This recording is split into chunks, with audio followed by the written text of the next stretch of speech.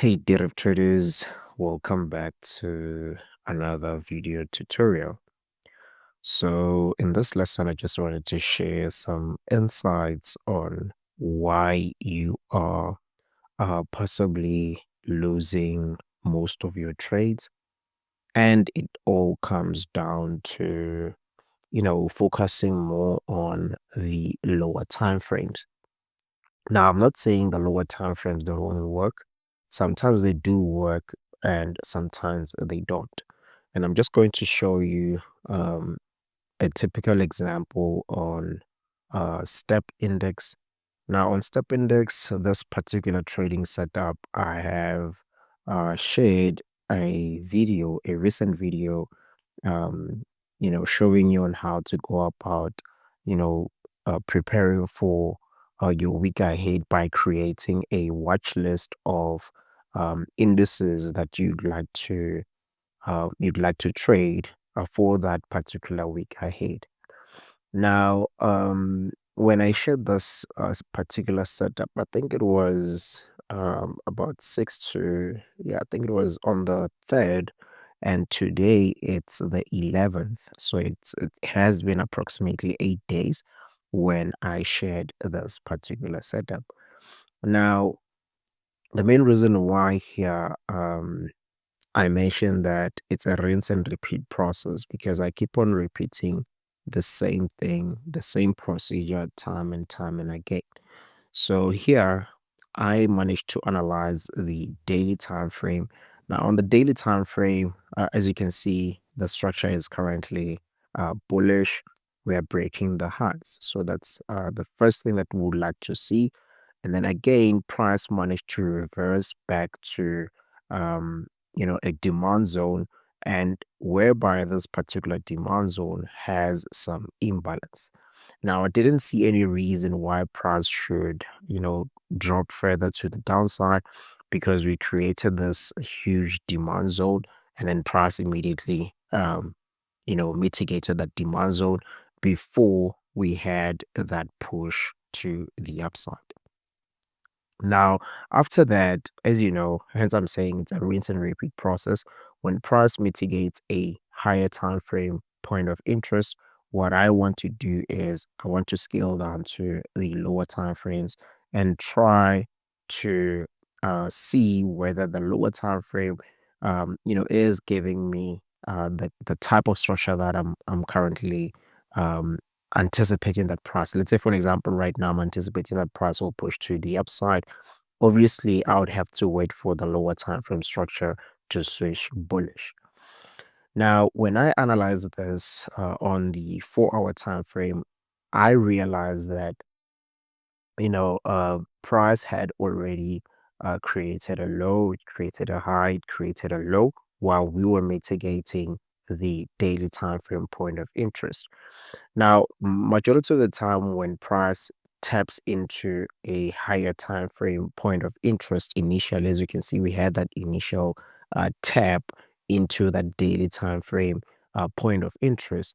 You know, majority of the people will be looking for some buying opportunities around this area here, and then there is a high chance that they might get liquidated. Now, when they get liquidated, as I mentioned on my past videos, if you haven't watched, I have a lot of trading content on my YouTube channel. If you haven't watched that, go and watch it. I always mention that, in order for price to push up, there should be some sellers that are willing to lose to the buyers. And in order for price to push down, there should be some buyers that are willing to lose to the sellers. Now, as you can see here around this area here, obviously when people saw a break of structure below this low here, they started doing what? They started selling. Now, everyone that was selling or everyone that was buying, those early buyers, they become what? They become liquidated because right now, um, price was still bearish around this area here. So we had created a break of structure here. So basically, if you're buying here, you're buying while you're opposing the 4 hour time frame momentum, which would be to the downside. So we want to see that shift in momentum first. And what do I mean by that? We want to see price shifting from being bearish to being bullish. We want to see that bullish momentum kicking in. So as you can see here, price reversed back into the supply zone. It is a valid supply zone to potentially look for some selling opportunities from, but we need to understand on what is it that's happening on the daily time frame. On the daily time frame, we reacted from a demand zone, and higher time frame points of interest, they hold more weight as compared to lower time frame points of interest. So I wasn't looking for selling opportunities here. I was patient enough to allow price to give me that reaction up until I got that trend change. Now, once I got that trend change here, I understood that if supply fails to hold, demand gets created, right? So there is an exchange in there is an exchange around this area here, an exchange in terms of supply and demand. And this creates what? This creates a flip zone. So again, I've already taught you guys about flip zones. Um, so you already know what a flip zone is.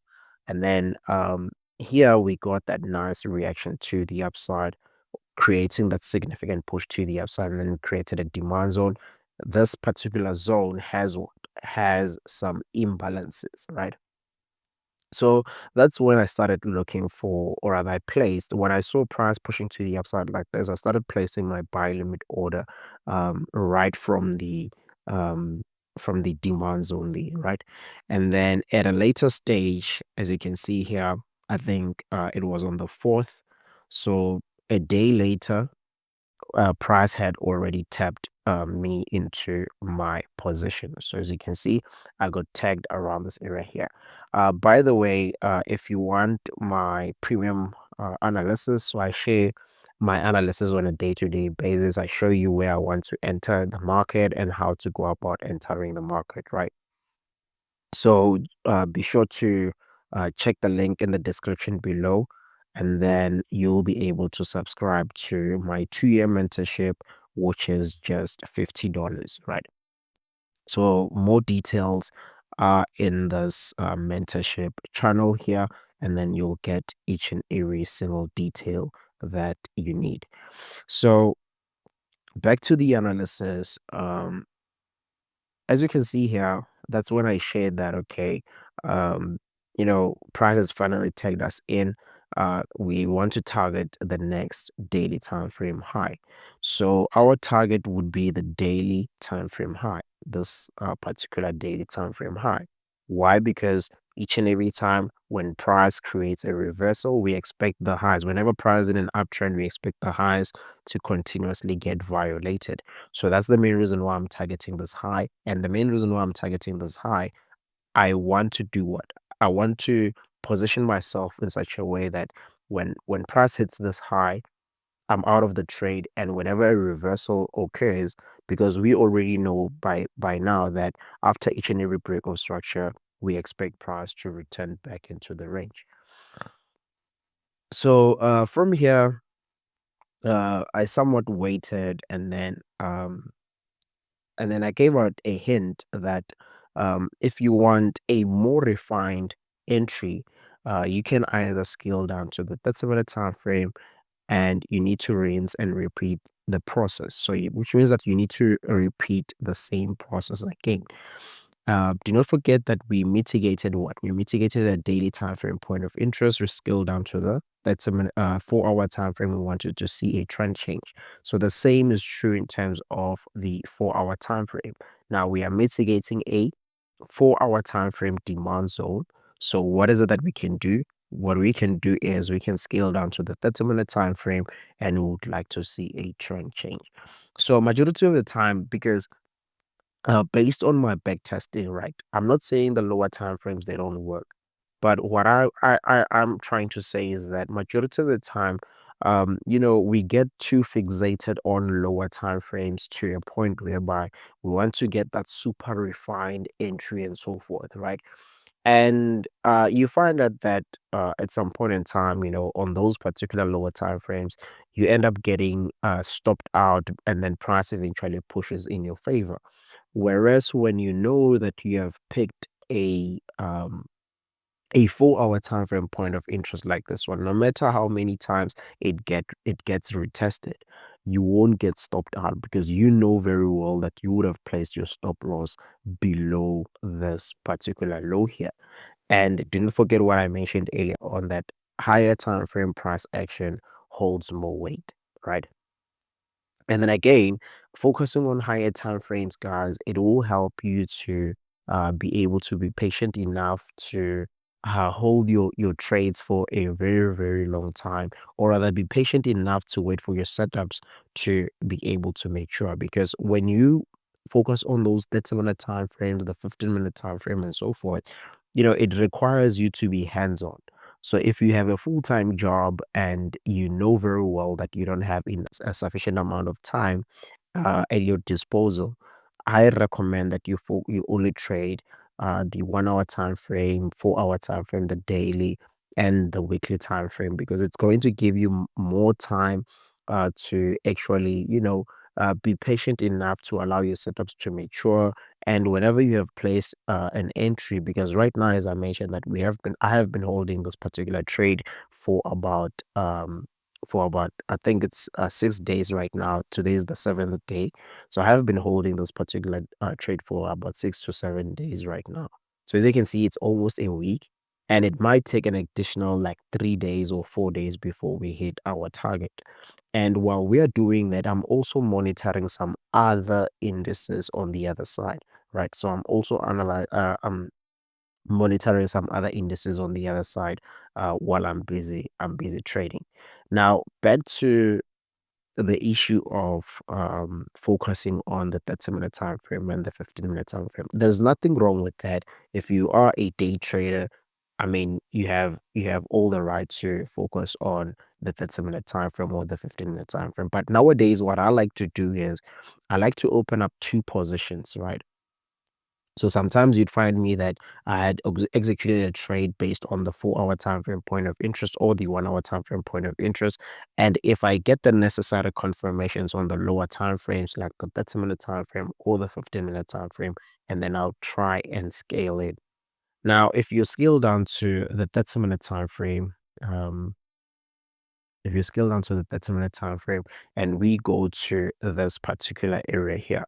So this is the 4 hour time frame area of demand, right?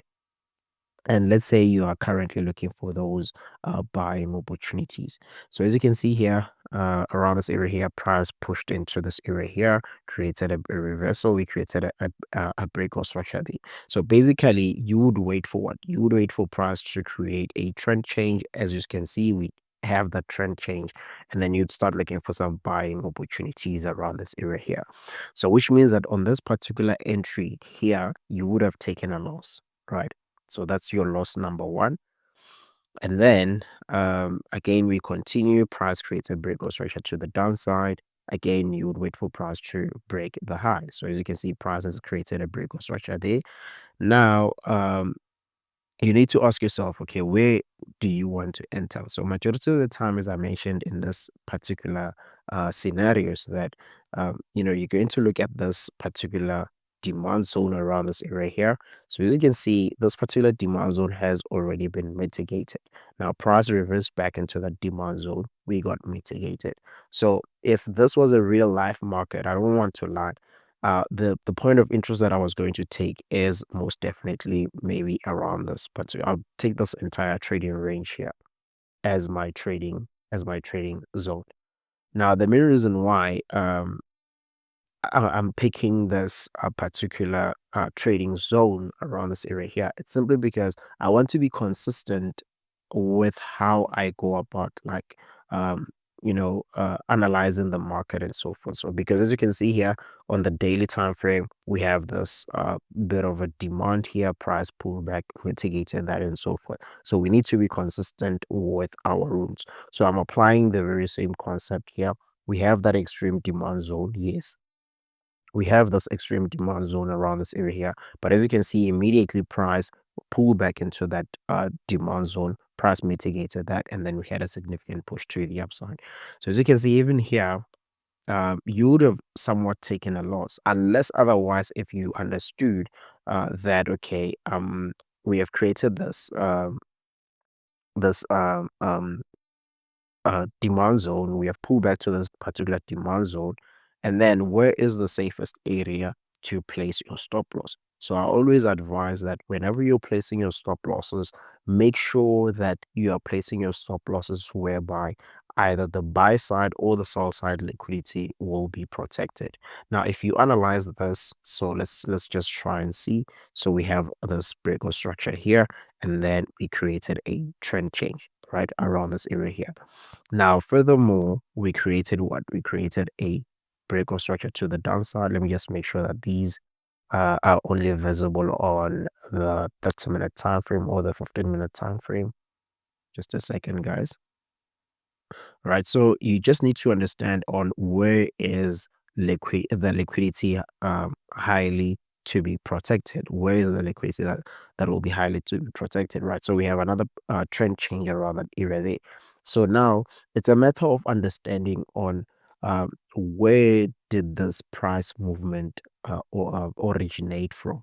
This particular price movement originated from this particular low around this area here, right? So as you can see, this is where the big fund institutions had some interest in buying, right? In buying around this area here. So here they just pumped in more orders in order to drive price to the upside.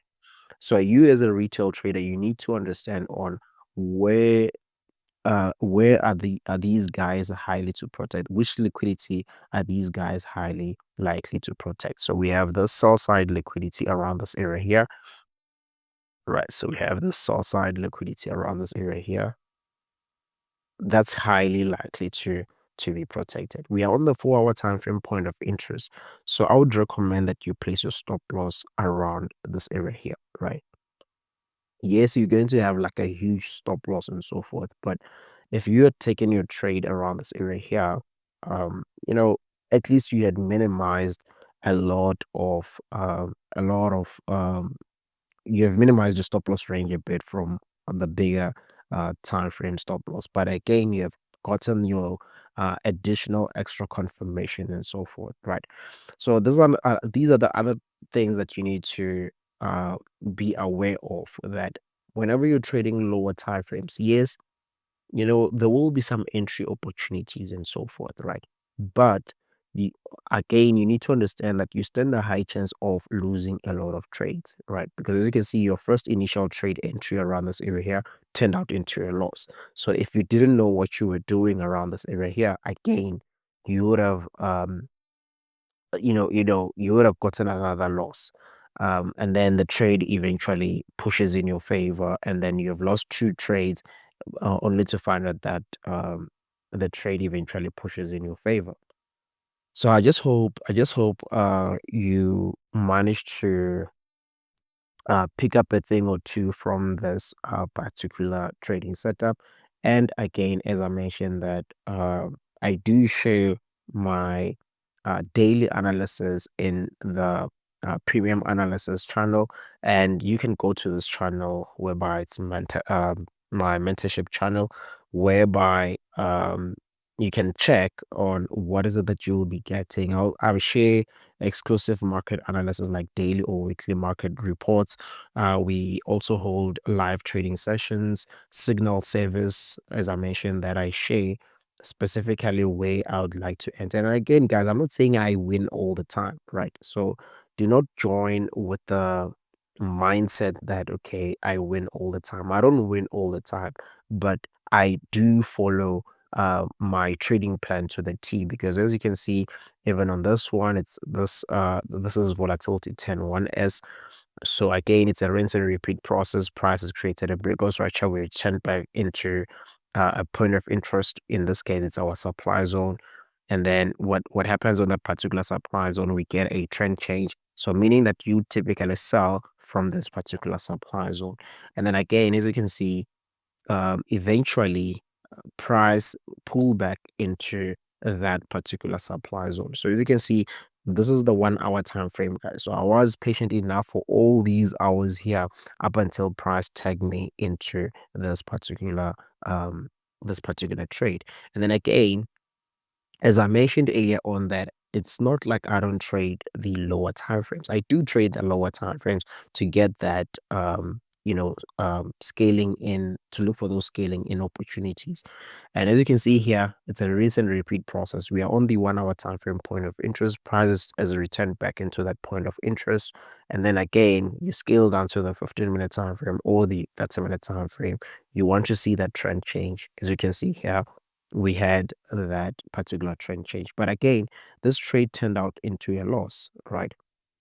But again, as you know, my motto is insanity is doing the same thing over and over again while you are expecting different results. So anyway, I just hope you managed to grab a thing or two from this particular video. And again, if you want to level up your trading, I have a lot of content on my YouTube channel that might potentially help you to get started with trading. And again, do not watch those videos as if you're watching a Netflix movie.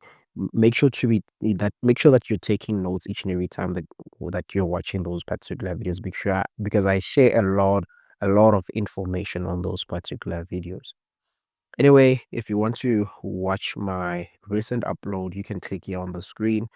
And again, if you want to watch more content or based on market structure, you can click the video that you see here on the screen.